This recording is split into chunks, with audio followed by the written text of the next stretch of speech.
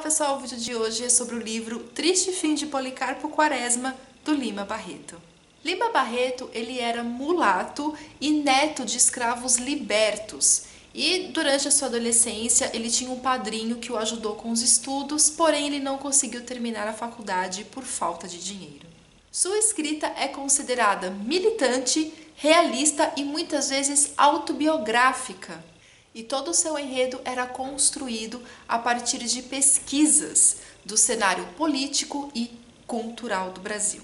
Essa é a primeira obra do Lima Barreto que eu li e simplesmente fiquei apaixonada pela escrita do autor e pretendo ainda este ano ler seus outros livros. Triste Fim de Policarpo Quaresma foi publicado pela primeira vez em 1911, mas em forma de folhetim. Foram 52 folhetins publicados no jornal Comércio do Rio de Janeiro. O livro ele só foi publicado em 1915, mas ainda ele foi publicado numa revista que se chamava Revista dos Tribunais. E foi a única edição dessa revista que o Lima Barreto conseguiu visualizar em vida. É uma história de ficção, porém a vida do personagem principal, que é o Policarpo Quaresma, eu falo que, assim, né, através da leitura do livro, eu cheguei à conclusão que ele é baseado em fatos reais, né?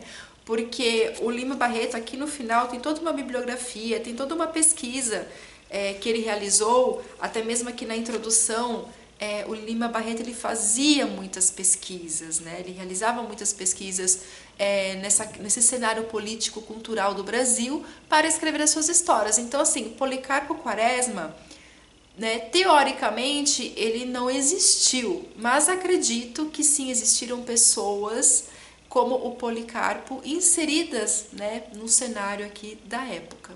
Policarpo Quaresma, ele tinha o sonho de ser soldado, mas ele não passou no exame médico, então ele foi trabalhar como funcionário público no arsenal de guerra do Rio de Janeiro.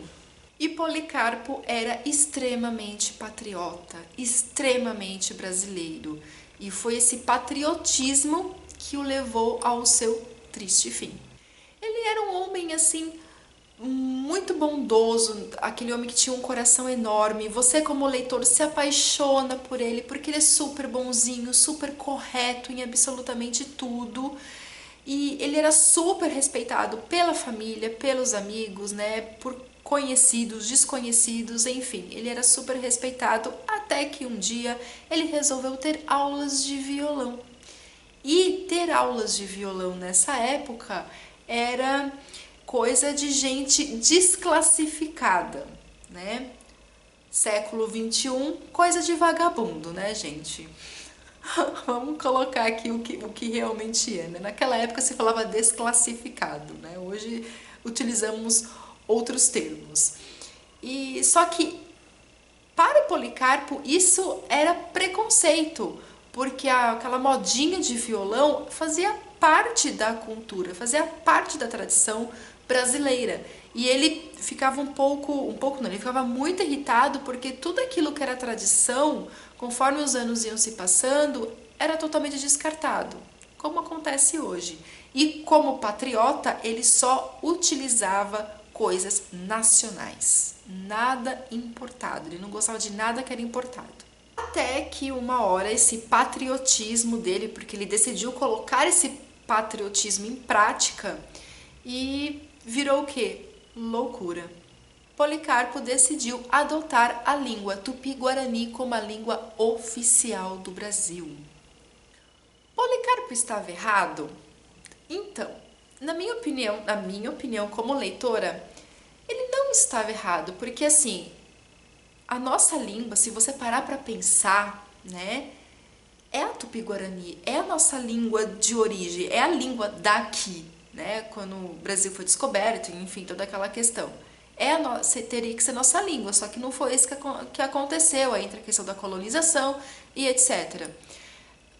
Mas assim, o Policarpo, com todo o seu patriotismo, ele tinha algumas ideias que fazia parte da minoria, a minoria da minoria.